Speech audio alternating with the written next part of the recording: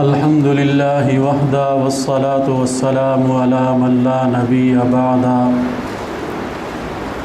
أما بعد قال الله تبارك وتعالى في القرآن المجيد والفرقان الحميد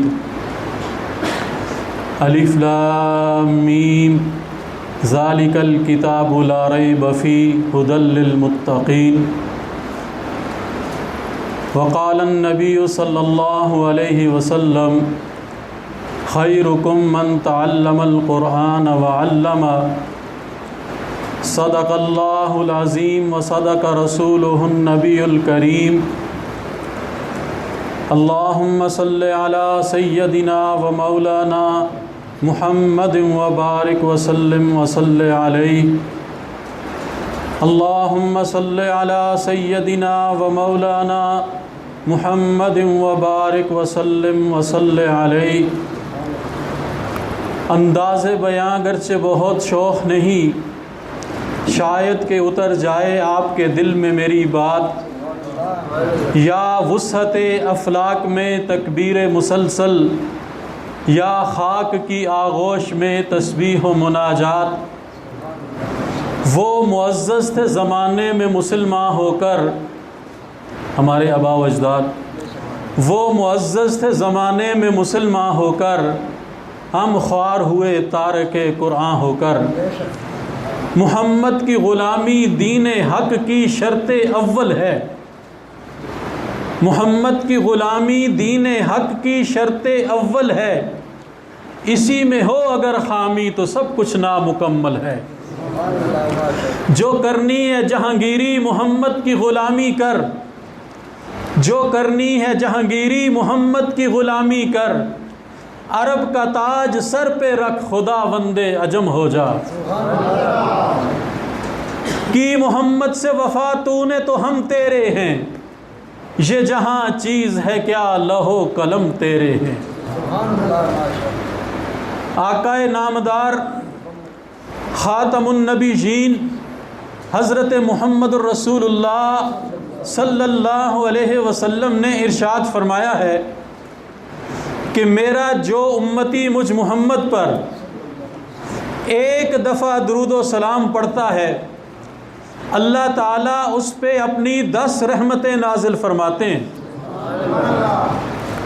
اور فرمایا اسی پہ بس نہیں، اللہ تعالیٰ اس کے نامہ اعمال میں 10 نیکیاں لکھتے ہیں۔ اس پہ بھی بس نہیں، فرمایا اللہ تعالیٰ اس کے 10 گناہوں کو معاف فرماتے ہیں، فرمایا اللہ تعالیٰ اس کے 10 درجات کو بلند فرماتے ہیں۔ جو ایک دفعہ آپ پہ درود و سلام پڑھتا ہے، اور فرمایا میرا جو امتی مجھ محمد پہ جس کثرت کے ساتھ درود و سلام پڑھے گا، قیامت کے دن اتنا ہی اسے میرا قرب عطا ہوگا۔ فرمایا میرا جو امتی مجھ پہ جس کثرت کے ساتھ درود و سلام پڑھے گا، قیامت کے دن اتنا ہی وہ مجھ محمد کی شفاعت کا حقدار ہوگا۔ ہمارا اہل سنت والجماعت کا یہ عقیدہ ہے کہ ہم جتنا نبی کریم صلی اللہ علیہ وسلم کی ذات عالی پہ درود و سلام پڑھیں گے، اتنا ہی اللہ کی رحمتیں ہمارے شامل حال ہوں گی، اتنا ہی نبی کریم صلی اللہ علیہ وسلم کی توجہات ہمارے شامل حال ہوں گی۔ اور جب ہم درود و سلام پڑھیں گے، آقا کے دربار میں ہماری حاضری لگے گی۔ یہ درود و سلام پڑھنا کوئی معمولی چیز نہیں ہے، اس لیے جب بھی آقا کا نام آئے ہم بخل کا مظاہرہ نہ کریں۔ دل و دماغ میں گنبد خضرا کو سجا کے، دل و دماغ میں گنبد خضرا کو سجا کے، مواجہ کو آنکھوں سے لگا کے، مسجد نبوی کا تصور کر کے، رسول پاک صلی اللہ علیہ وسلم کے احسانات کا احساس کر کے، آنکھیں بند کر کے جب ہم درود و سلام پڑھیں تو ہماری یہ کیفیت ہو کہ ہم یہاں نہیں مسجد نبوی میں کھڑے ہیں۔ آقا ہمارے درود و سلام کو سماعت بھی فرما رہے ہیں اور ہمارے سلام کا جواب بھی عطا فرما رہے ہیں۔ جذبہ تو یہ ہونا چاہیے، اور جب اس جذبے کے ساتھ ہم درود و سلام پڑھیں گے تو وہ درود و سلام ہماری نجات کا ذریعہ بنے گا انشاءاللہ۔ تو ایک دفعہ پڑھیں پھر، اللہم صلی علی سیدنا و مولانا محمد وبارک وسلم وصلی علیہ۔ قرآن پاک میں آخری پارے میں ایک سورت ہے سورہ والضحیٰ، اس کی ایک آیت ہے وَلَسَوْفَ يُعْطِيكَ رَبُّكَ فَتَرْضَىٰ۔ معنی اس کا یہ ہے کہ اللہ تعالیٰ نبی کریم صلی اللہ علیہ وسلم کو تسلی دے رہے ہیں کہ اے میرے محبوب، میں آپ کو اتنا کچھ دوں گا کہ آپ کو راضی کر دوں گا۔ مفسرین کرام یہاں پہ ایک بڑی خوبصورت بحث لائے۔ وہ کہتے ہیں جبرائیل امین جب یہ آیت لے کر آقا کی خدمت میں حاضر ہوئے تو آپ نے جبرائیل امین کے کندھے پہ رکھا ہاتھ، فرمایا جبرائیل، کیا مجھ محمد بن عبداللہ کو، مجھ یتیم مکہ کو میرے اللہ اتنا کچھ دیں گے کہ مجھے راضی کر دیں گے؟ جبرائیل نے عرض کیا جی ہاں یا رسول اللہ صلی اللہ علیہ وسلم، اللہ آپ کو اتنا کچھ عطا فرمائیں گے کہ آپ کو راضی کر دیں گے۔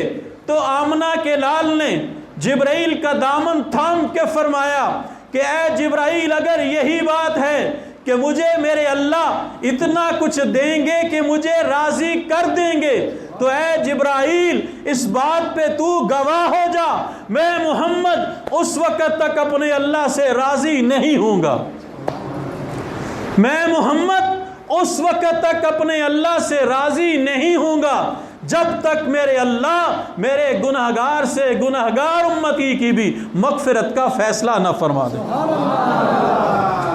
ایسی سبحان اللہ نہیں، سبحان اللہ، سبحان اللہ اونچی ہونی چاہیے۔ آپ اور میں اپنی خوش قسمتی کا اندازہ لگائیں، اپنے مقدر کا اندازہ لگائیں کہ اللہ نے ہمیں کتنے شفیق، کتنے رحیم اور کتنے کریم پیغمبر کا امتی بنایا۔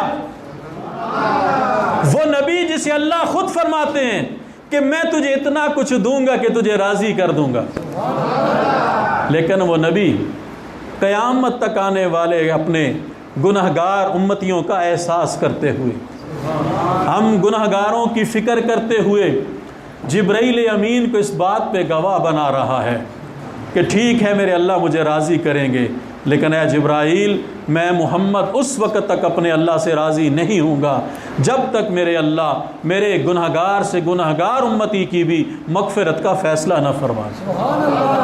تو ہم سوچیں ہم کتنے خوش نصیب ہیں،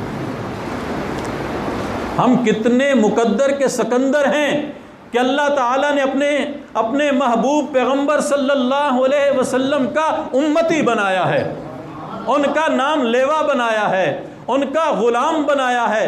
اللہ چاہتے ہمیں کسی اور پیغمبر کی امت میں پیدا کر دیتے، ہمارا کون سا زور چلنا تھا، ہمارا کون سا بس تھا۔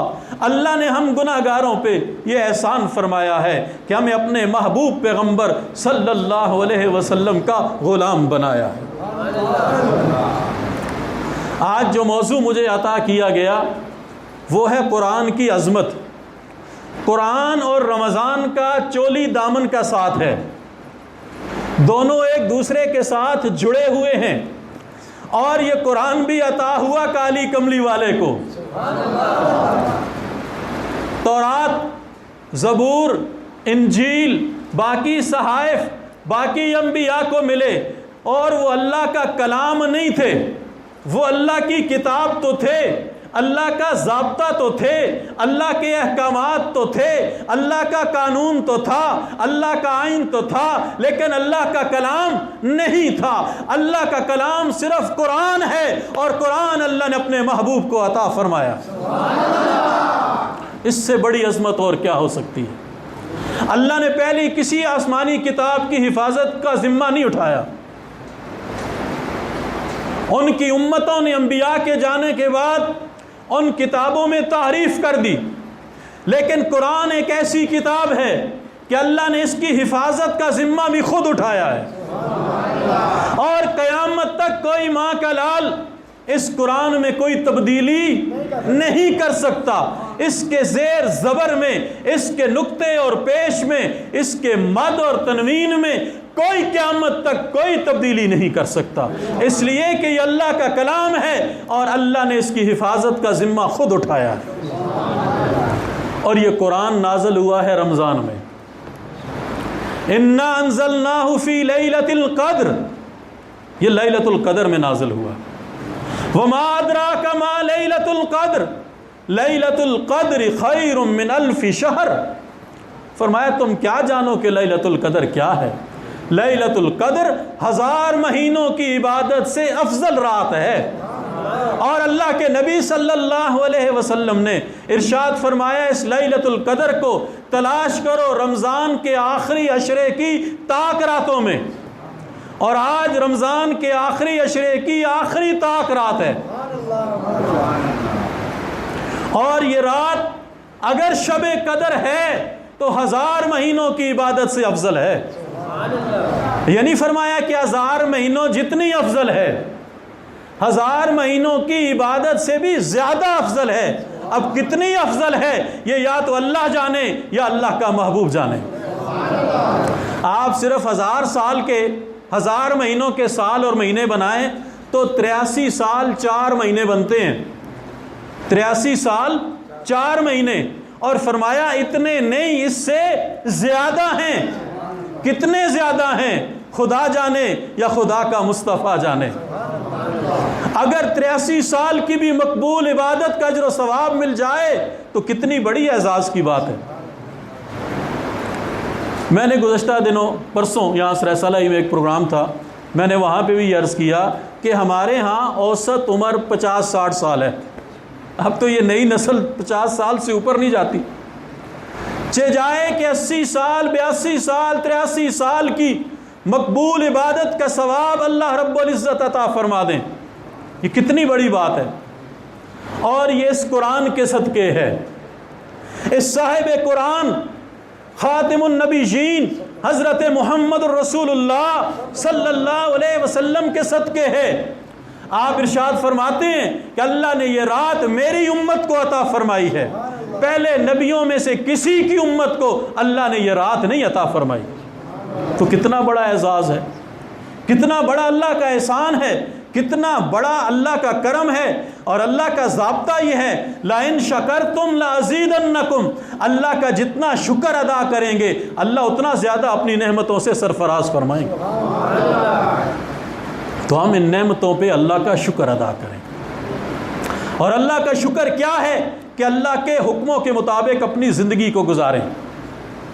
اللہ کے حکموں کا مجموعہ یہ قرآن کریم ہے، اور قرآن سے متعلق اللہ نے قرآن کے آغاز میں الف لام میم کو لا کے یہ بات بتلا دی کہ تم کتنے بڑے عالم، کتنے بڑے محقق، کتنے بڑے شیخ القرآن، کتنے بڑے شیخ الحدیث، کتنے بڑے مفتی اعظم، کتنے بڑے ولی کامل ہو، جب قرآن کے دروازے پہ آؤ گے تمہیں اپنی پگڑی اتارنی پڑے گی، تمہیں اپنی ٹوپی اتارنی پڑے گی، تمہیں اپنے عہدے سائڈ پہ رکھنے پڑیں گے، اور اس بات کا اقرار کرنا پڑے گا یا اللہ مجھے تو تیرے قرآن کے پہلے لفظ کا ترجمہ ہی نہیں آتا۔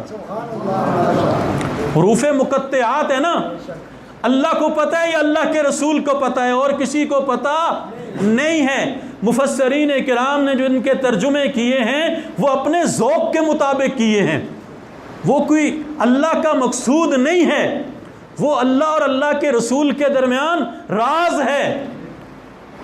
ہم نے ایسے اپنے ذوق کے مطابق اس کا ترجمہ کر دیا، اس کی تشریح کر دی، لیکن یہ بعین ہی اللہ کا مقصود نہیں ہے۔ سب سے پہلے اپنی لا علمی کا اظہار کرنا پڑے گا، اپنی نالائکی کا اقرار کرنا پڑے گا، اس بات کا اعتراف کرنا پڑے گا کہ یا اللہ مجھے تو تیرے قرآن کے پہلے حرف کا معنی بھی نہیں آتا، یا اللہ تو بتائے گا تو مجھے قرآن آئے گا، یا اللہ تو سکھائے گا تو مجھے قرآن آئے گا، یا اللہ تو مجھے پڑھائے گا تو قرآن آئے گا، یا اللہ تو اس کی سمجھ عطا فرمائے گا تو سمجھ آئے گی۔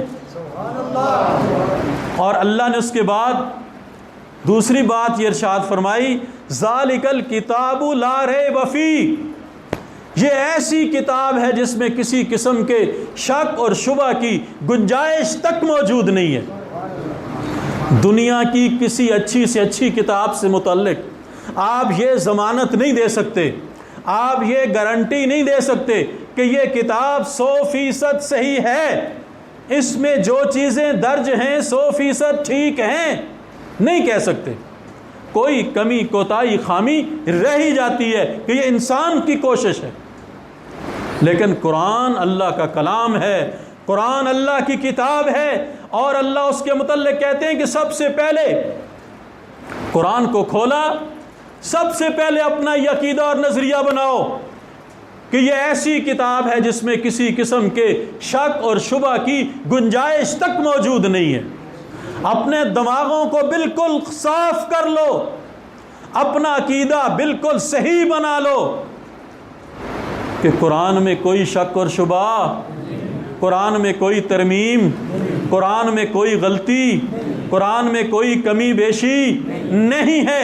قرآن وہی ہے جو اللہ نے اتارا ہے، جبرائیل امین لے کر آئے ہیں، محمد رسول اللہ صلی اللہ علیہ وسلم کے قلب اطہر پہ نازل ہوا ہے، آپ نے اپنے صحابہ کو پڑھ کے سنایا ہے، صحابہ نے آگے امت کو سنایا ہے۔ یہ وہی قرآن ہے جو 1400 سال پہلے نازل ہوا ہے، اور قیامت کی صبح تک یہ قرآن ایسے ہی رہے گا۔ اور یہ قرآن کتنی عظیم کتاب ہے۔ اللہ فرماتے ہیں اگر ہم اسے پہاڑوں کے اوپر نازل کرتے، علی جبل لرأیتہ خاشعا متصدعا من خشیۃ اللہ، اتنے بڑے بڑے پہاڑ اس قرآن کی ہیبت سے، اللہ کے خوف سے ٹکڑے ٹکڑے ہو جاتے، ریزہ ریزہ ہو جاتے۔ خاشعا متصدعا من خشیۃ اللہ، اللہ نے اس امت کے سینوں کو چنا ہے اس قرآن کے لیے۔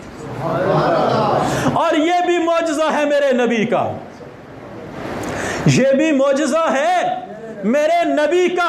سب سے پہلے میرے نبی کے سینے نے اس قرآن کے بوجھ کو برداشت کیا ہے، اور وہاں سے منعکس ہو کر، فلٹر ہو کر یہ قرآن آگے امت کے پاس آیا ہے۔ اگر آقا کا سینہ درمیان میں نہ ہوتا، خدا کی قسم اسے سننے والوں کے کلیجے پھٹ جاتے۔ قرآن کو بچوں کا کھیل ہے۔ آج ہمارے چھوٹے چھوٹے بچے اس قرآن کو یاد کر لیتے ہیں، تو یہ بھی معجزہ ہے میرے آقا مدنی سرکار کا۔ آقا کے سینے پہ یہ قرآن نازل ہوا، اور وہاں سے فلٹر ہو کر، وہاں سے منعکس ہو کر یہ ہمارے پاس آیا ہے۔ کہ آج ہمارے چھوٹے چھوٹے بچے اس قرآن کو یاد کر لیتے ہیں، ہمارے جوان اس قرآن کو یاد کر لیتے ہیں، ہمارے بوڑھے اس قرآن کو یاد کر لیتے ہیں۔ یہ اس قرآن کا اعجاز ہے۔ دنیا کی کوئی کتاب، اچھی سے اچھی کتاب، اچھے سے اچھا ناول، اچھی سے اچھی کہانی، اچھے سے اچھا افسانہ، کوئی کتاب آپ پڑھ لیں، ایک دفعہ پڑھیں گے، 2 دفعہ پڑھیں گے، 3 دفعہ پڑھیں گے، آخر اکتا آ جائیں گے کہ یار بس ہو گیا۔ مسلمان روز قرآن کو پڑھتا ہے، صبح شام قرآن کو پڑھتا ہے۔ افسوس اب وہ مسلمان نہیں رہے، اب تو موبائل آ گیا، انٹرنیٹ آ گیا، یہ چیزیں آ گئیں، ہم نے قرآن کو چھوڑ دیا ہے۔ ورنہ ہمارے آباء و اجداد، باپ دادا، اور اب بھی دیہاتوں میں لوگ ایسے موجود ہیں جو اپنی صبح کا آغاز قرآن کی تلاوت سے کرتے ہیں۔ اور ہمارا کیا حال ہے؟ آنکھیں نہیں کھل رہی ہوتی، لیکن سب سے پہلے موبائل نکالتے ہیں، دیکھتے ہیں کس کا میسج آیا ہے۔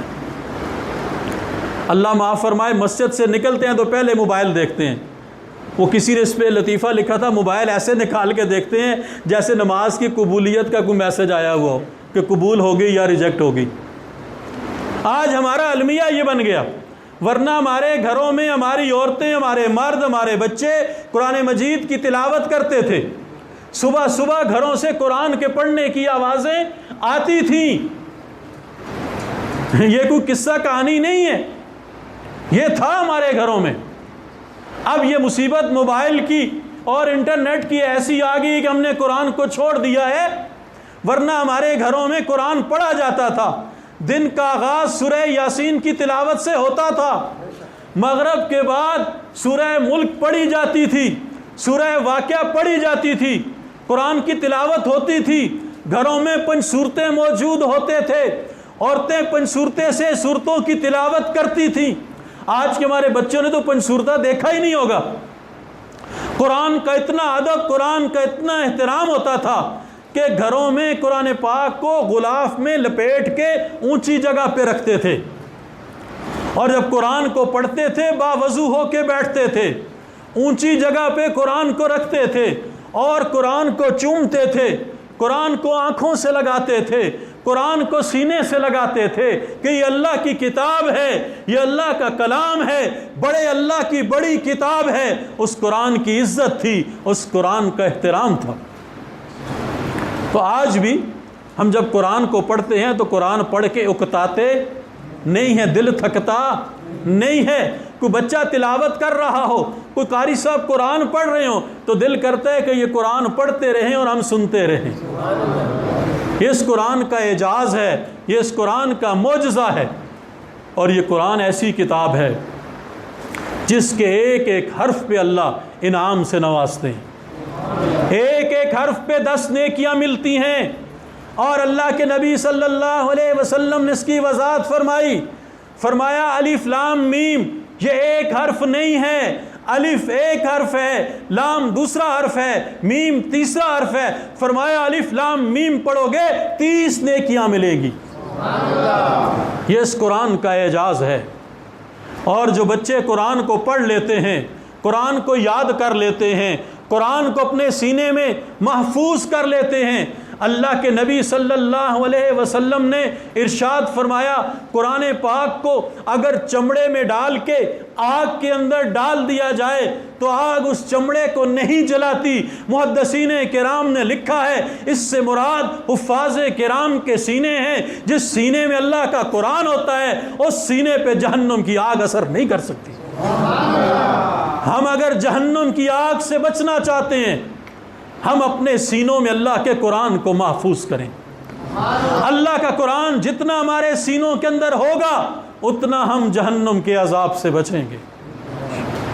اور اللہ کے نبی صلی اللہ علیہ وسلم نے ارشاد فرمایا کہ جو شخص قرآن مجید کو یاد کرتا ہے، اپنے سینے میں محفوظ کرتا ہے، اس کے حق کو حق سمجھتا ہے، اس کے حلال کو حلال جانتا ہے، اس کے حرام کو حرام جانتا ہے، اور اس کے مطابق اپنی زندگی کو گزارتا ہے، اللہ رب العزت قیامت کے دن اس کو یہ اعزاز بخشیں گے کہ وہ اپنے خاندان کے 10 افراد کی شفاعت کرے گا اور اللہ اس کی شفاعت کو قبول فرمائیں گے۔ خاندان کے وہ لوگ جو اپنی بدعمالیوں کی وجہ سے جہنم کے مستحق بن چکے ہوں گے، یہ حافظ قرآن کہے گا یا اللہ یہ میرے والد محترم ہیں، آپ ان کے حق میں میری شفاعت قبول فرمائیں۔ تو اللہ کے نبی صلی اللہ علیہ وسلم نے فرمایا اللہ تعالیٰ اس کی شفاعت کو قبول فرمائیں گے۔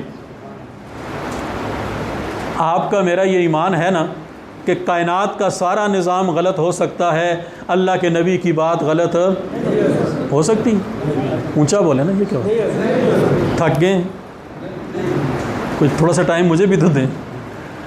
اللہ کے نبی کی بات کبھی غلط سورج مشرق کے بجائے مغرب سے طلوع ہو سکتا ہے، آسمان نیچے زمین اوپر جا سکتی ہے، سورج چاند ستارے بے نور ہو سکتے ہیں، اللہ کے نبی کی بات کبھی غلط نہیں ہو سکتی۔ جو کہتے اللہ کے نبی کی بات غلط نہیں ہو سکتی ذرا ہاتھ اٹھا کے کہیں نبوت کی گواہی ہے اللہ کے نبی کی بات کبھی غلط نہیں ہو سکتی۔ جب اللہ کے نبی نے فرمایا ہے کہ حافظ قرآن شفاعت کرے گا تو یقیناً حافظ قرآن شفاعت کرے گا۔ اور اس بستی والے کتنے خوش نصیب ہو، تمہاری اس بستی میں اللہ نے یہ حافظ قرآن بچہ تمہیں عطا فرمایا ہے، اس پہ اللہ کا شکر ادا کرو۔ یہ اللہ کا کتنا بڑا احسان ہے۔ ہم اعلیٰ تعلیم کہتے ہیں کالج یونیورسٹی کی تعلیم کو، غلط بات ہے۔ تعلیم ہے، اس تعلیم سے انکار نہیں ہے، اچھی سے اچھی تعلیم حاصل کرو، اچھے اسکول میں اپنے بچوں کو پڑھواؤ، اچھے کالج میں پڑھواؤ، اچھی یونیورسٹیوں میں پڑھواؤ، پاکستان سے باہر کی یونیورسٹیوں میں پڑھواؤ، لیکن وہ اعلیٰ تعلیم نہیں ہے۔ اعلیٰ تعلیم اللہ کا قرآن ہے، اعلیٰ تعلیم اللہ کا قرآن ہے، اللہ کے نبی کا فرمان ہے، اور نجات اس پہ ہونی ہے۔ سیدھی سی بات ہے، عقیدے کی بات ہے، کوئی اختلاف کی بات نہیں، کوئی لڑائی جھگڑے کی بات نہیں، نجات اس پہ ہوگی۔ میرے بچے نے ایم ایس سی کر لی، اب تو ہوتا ہے بی ایس، میرے بچے نے بی ایس کر لیا، ایم ایس پتہ نہیں کیا کچھ کر لیا، وہ قیامت کے دن میری شفاعت نہیں کروائے گا۔ اس کی وجہ سے مجھے نور کے ممبروں پہ نہیں بٹھایا جائے گا، اس کی وجہ سے میرے سر پہ ہیرے جواہرات کے تاج نہیں سجائے جائیں گے۔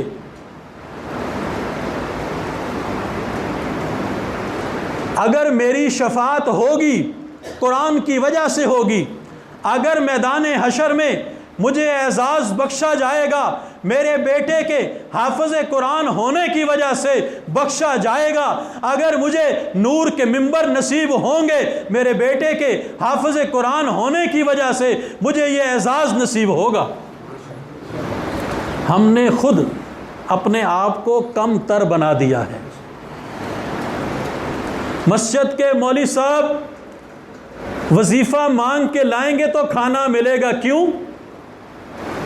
حافظ قرآن بچہ گھر گھر دستک دے کے آپ کے گھر سے روٹی کا اتنا ٹکڑا، سالن اتنا بچا ہوا لا کے کھائے گا، کیوں؟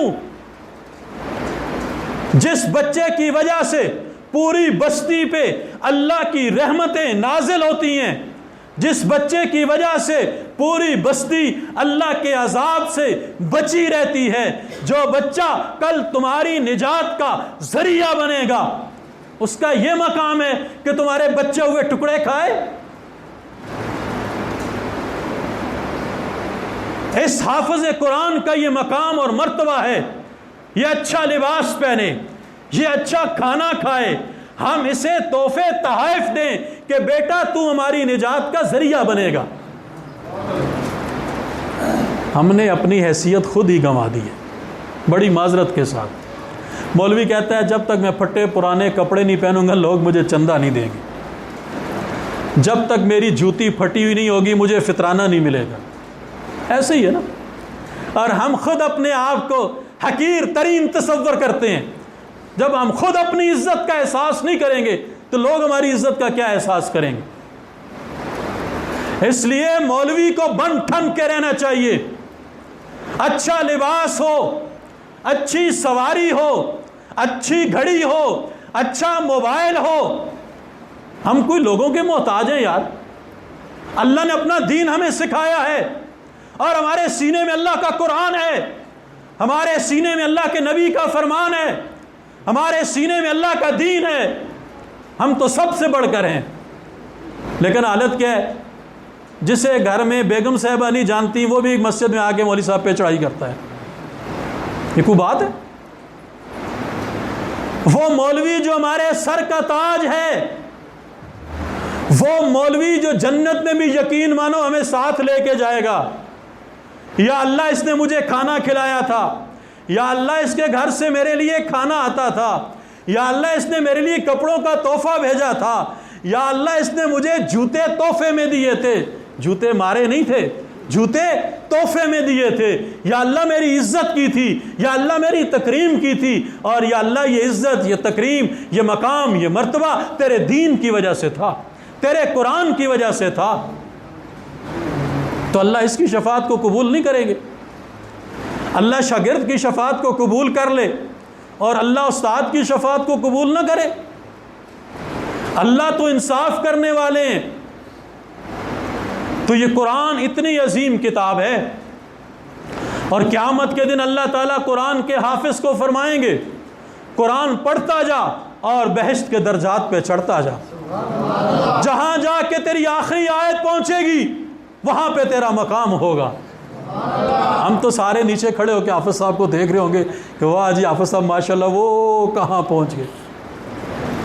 اس کا پہلے تجربہ نہیں تھا۔ یہاں دفتروں میں وہ الیکٹرانکس چیئرز جو ہوتی ہیں، سیڑھیاں کیا کہتے ہیں انہیں، وہی کچھ نام ہے ان کا، وہ جو بجلی سے چلتی ہیں، وہ دیکھتے تھے، لیکن اتنا اندازہ نہیں تھا۔ اللہ سب کو حج اور عمرہ کی توفیق عطا فرمائے، اور اللہ تعالیٰ اس کورونا شریف سے بھی ہماری نجات عطا فرمائے۔ حرم کے دروازے، مسجد نبوی کے دروازے پھر ہمارے لیے کھلیں، وہاں کی رونقیں بحال ہوں۔ لگتا ہے حج اور عمرے کا کوئی ارادہ نہیں ہے نا؟ کیوں جی؟ اونچی آمین کرو یار، اللہ اسی سال بلا لے۔ اللہ کے خزانے میں کیا کمی ہے؟ وہاں جائیں نا تو باب فہد سے جب باہر نکلیں تو سامنے جو بڑے بڑے ہوٹل ہیں، وہ بندہ سیڑھی پہ پاؤں رکھتا ہے اور وہ جا رہا ہے، تو وہ اسے جاتا دیکھ کے اندازہ ہوتا ہے کہ بہشت کے درجات کیسے ہوں گے۔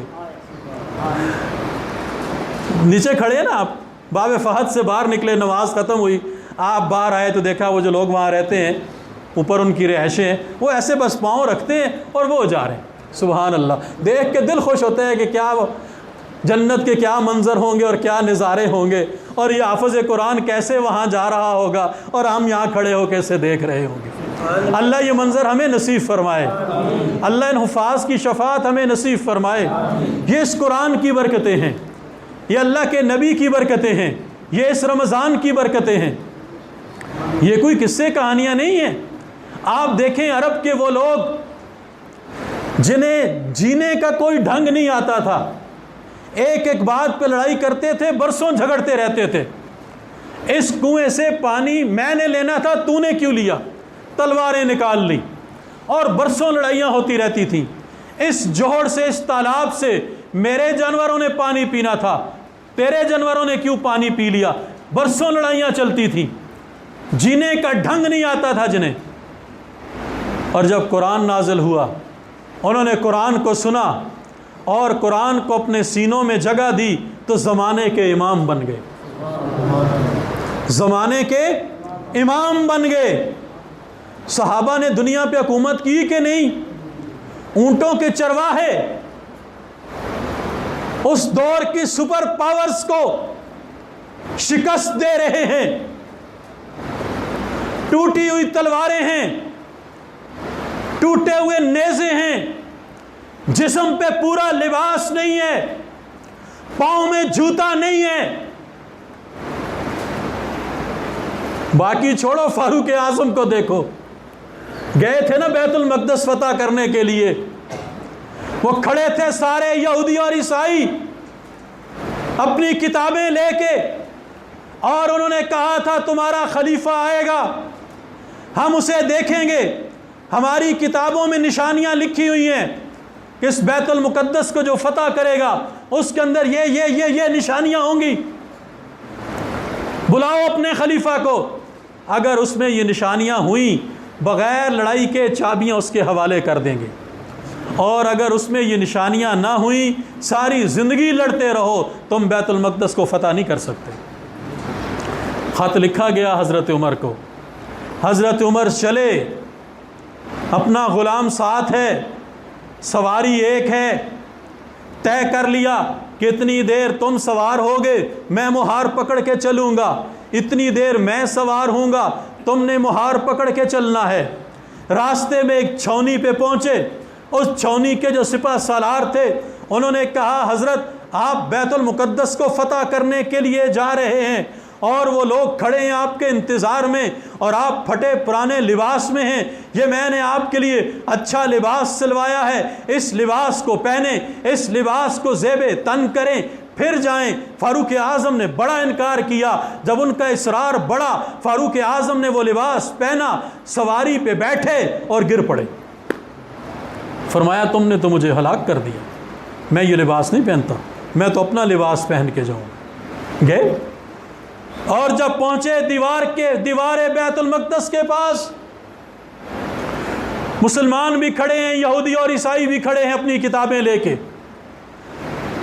ایک یہودی ایک مسلمان کو کونی مار کے کہتے ہیں یہ تمہارے امیر المومنین آ رہے ہیں۔ اس نے کہا جی یہی آ رہے ہیں۔ اچھا ماشاءاللہ، یہ جو اونٹ پہ سوار ہیں یہی امیر المومنین ہیں؟ اس نے کہا نہیں بچو، یہ امیر المومنین نہیں ہیں، جنہوں نے اونٹ کی مہار پکڑی ہوئی ہے یہ امیر المومنین ہے۔ باری خادم کی تھی سوار ہونے کی۔ اس نے کہا حضرت شہر قریب آ گیا ہے، لوگ استقبال کے لیے کھڑے ہیں، مہربانی فرمائیں، میں اپنا حق معاف کرتا ہوں، آپ سوار ہو جائیں، میں مہار پکڑ کے چلوں گا۔ پروٹوکول کا تقاضا ہے، 22 لاکھ مربع میل کا حکمران آ رہا ہے، بیت المقدس کی چابیاں لینے کے لیے آ رہا ہے، آپ مہربانی فرمائیں اونٹ پہ سوار ہو جائیں، میں تو آپ کا خادم ہوں، میں تو آپ کا رضاکار ہوں، میں تو آپ کے گھر کا بندہ ہوں، میں مہار پکڑ کے چلتا ہوں۔ لیکن فاروق اعظم نے کہا آج اگر میں نے تجھے مہار پکڑوا دی، خود سوار ہو گیا، تو پھر میں فاروق اعظم کس چیز کا رہا؟ پھر تو فاروق اعظم نہ رہا نا۔ سوار ہو جا، مہار پکڑ کے پہنچے تو انہوں نے کہا ہماری کتابوں میں یہ نشانی لکھی ہوئی تھی، جو حکمران اس کو فتح کرے گا وہ جب اس شہر میں داخل ہوگا اس نے اپنی سواری کی مہار پکڑ رکھی ہوگی اور اس کا خادم، اس کا نوکر، اس کا ملازم سواری پہ بیٹھا ہوا ہوگا۔ یہ نشانی تو پوری ہو گئی۔ ہماری کتابوں میں جو حلیہ لکھا ہوا تھا وہ حلیہ تمہارے امیر المومنین کے اندر پایا جاتا ہے۔ ایک نشانی پوری ہو جائے، ایک نشانی تم پوری کر دو، چابیاں ہم حوالے کر دیں گے۔ امیر المومنین نے جب یہ بات سنی تو بلایا اس کو، کہنے لگے ہاں بھیا کیا کہہ رہے ہیں؟ پانی تو دیا صحیح تھا۔ تو اس نے کہا جی بھائی یہ بات کہہ رہا ہے، کہتے باقی ساری نشانی ہے، ایک نشانی پوری نہیں، وہ نشانی دکھا دو، چابیاں ہم حوالے کر دیتے ہیں۔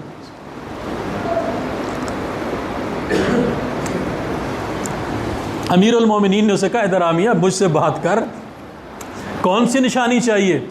اس نے کہا جی ہماری کتابوں میں لکھا ہوا ہے جو شخص بیت المقدس کو فتح کرے گا اس نے جو کپڑے پہن رکھے ہوں گے اس کے کپڑوں پہ 17 پیمند لگے ہوں گے۔ اور میرے جیسا مولوی نہیں کاٹن کا سوٹ پہن کے آ گیا۔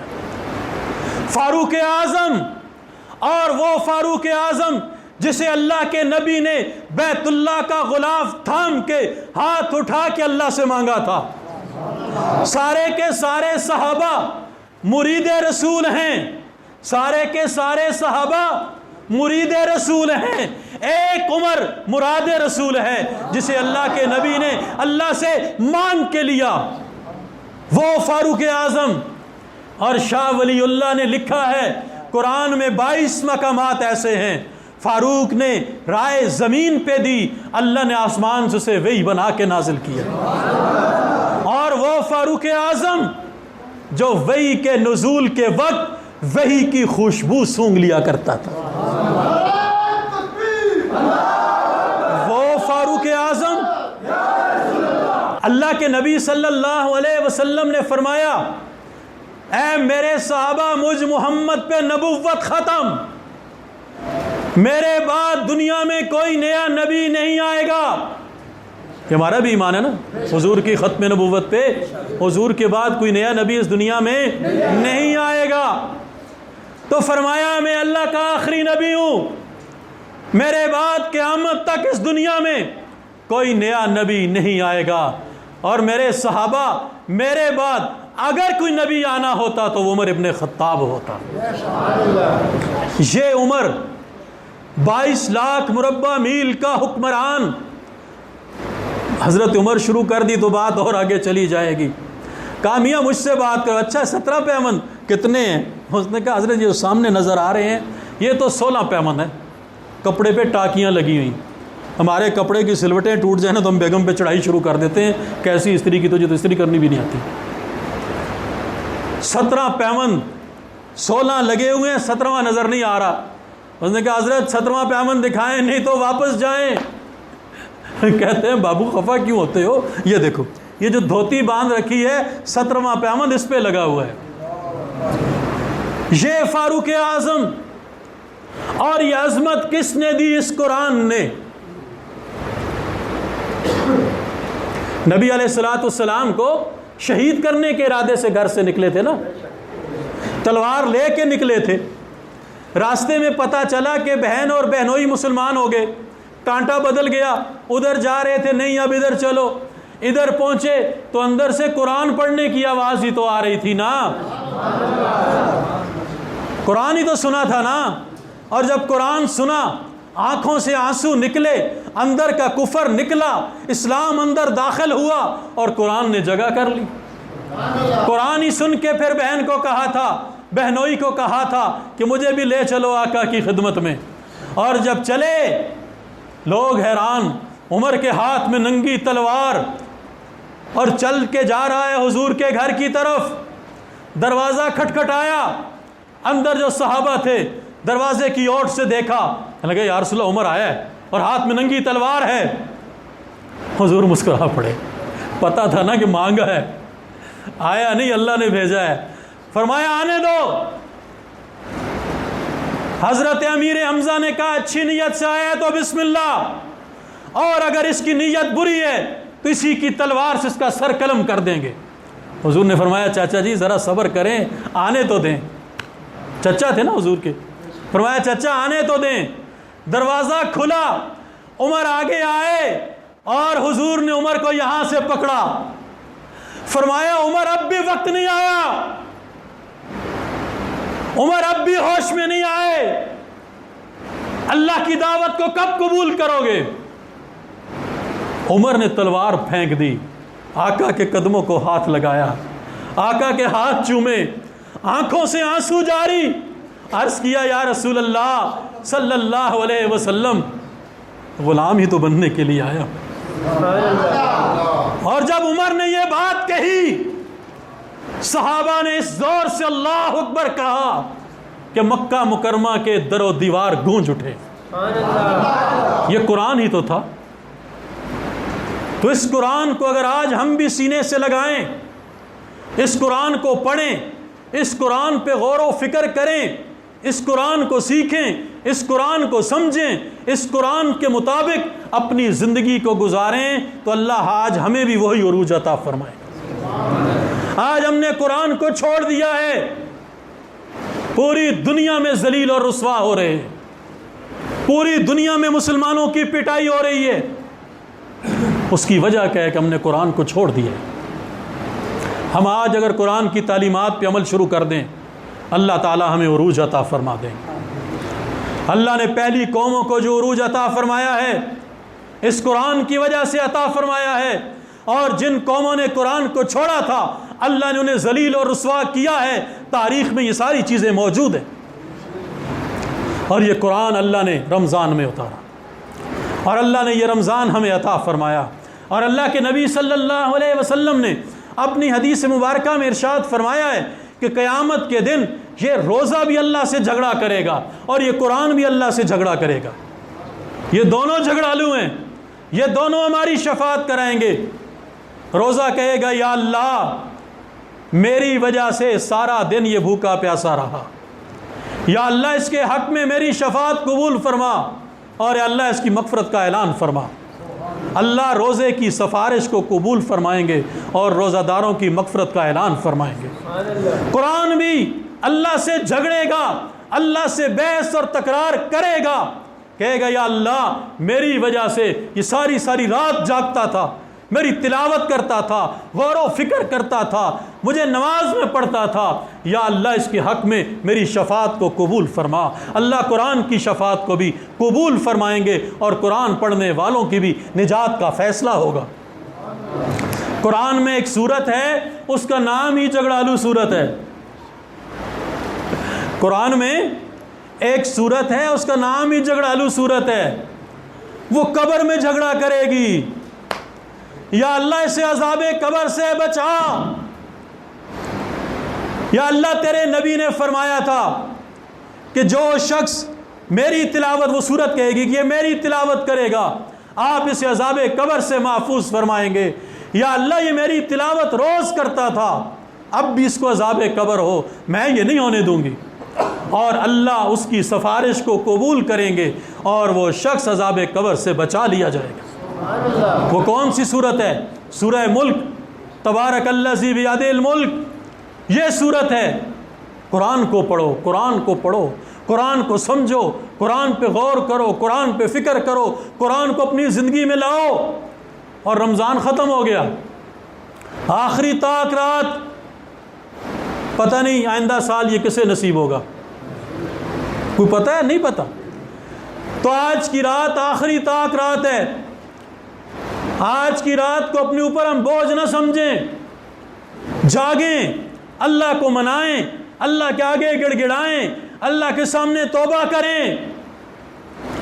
یا اللہ 50-60 سال زندگی ہو گئی غفلت میں گزار دی، میرے مولا زندگی موت کا کوئی پتہ نہیں، کچھ ویسے ہی حالات ایسے ہیں، کرونا نے پریشان کر رکھا ہے، پتہ نہیں کب مر جائیں۔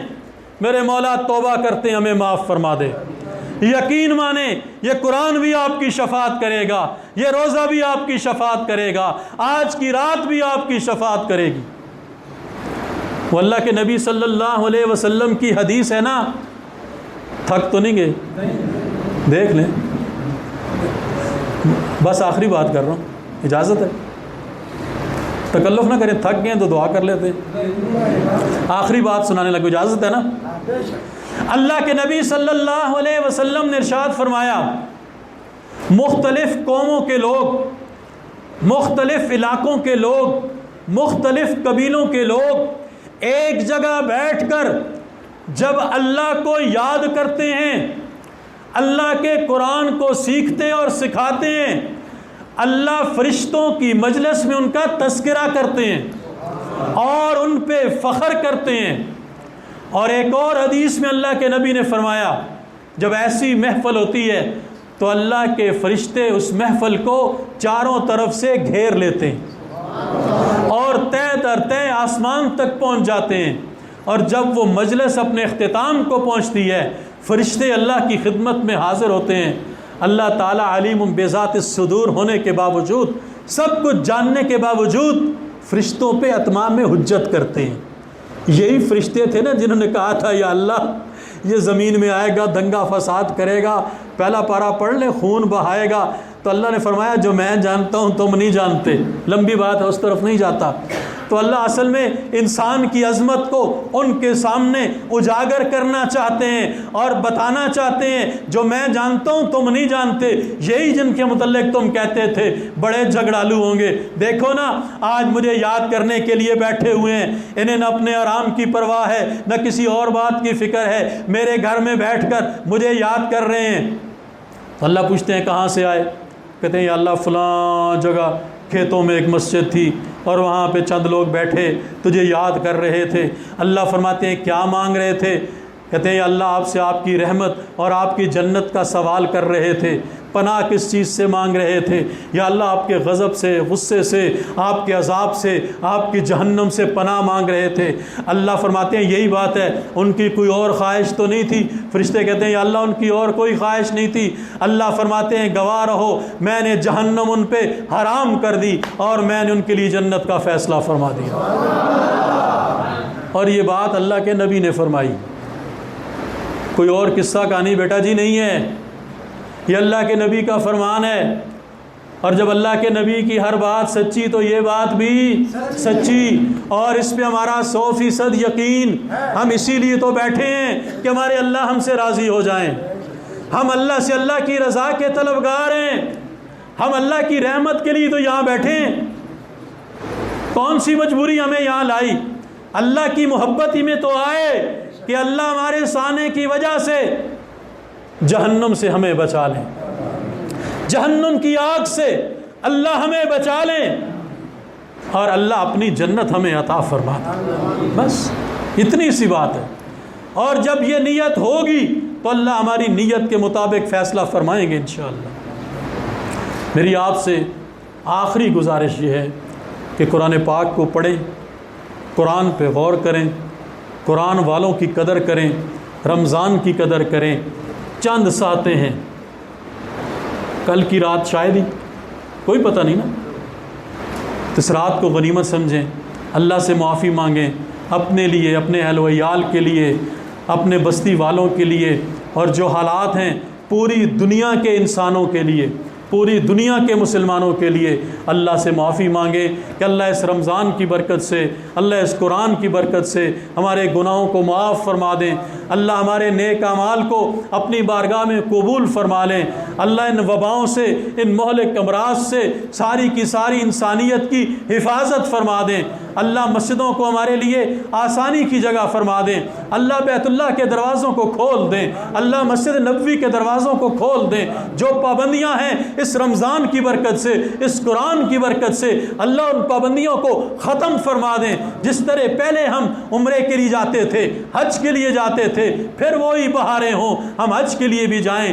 عمرے کے لیے بھی جائیں، اللہ تعالی ہمارے یہاں آنے کو اپنی بارگاہ میں قبول فرمائیں اور اسے ہماری نجات کا ذریعہ بنائیں۔ وآخر دعوانا الحمدللہ رب العالمین۔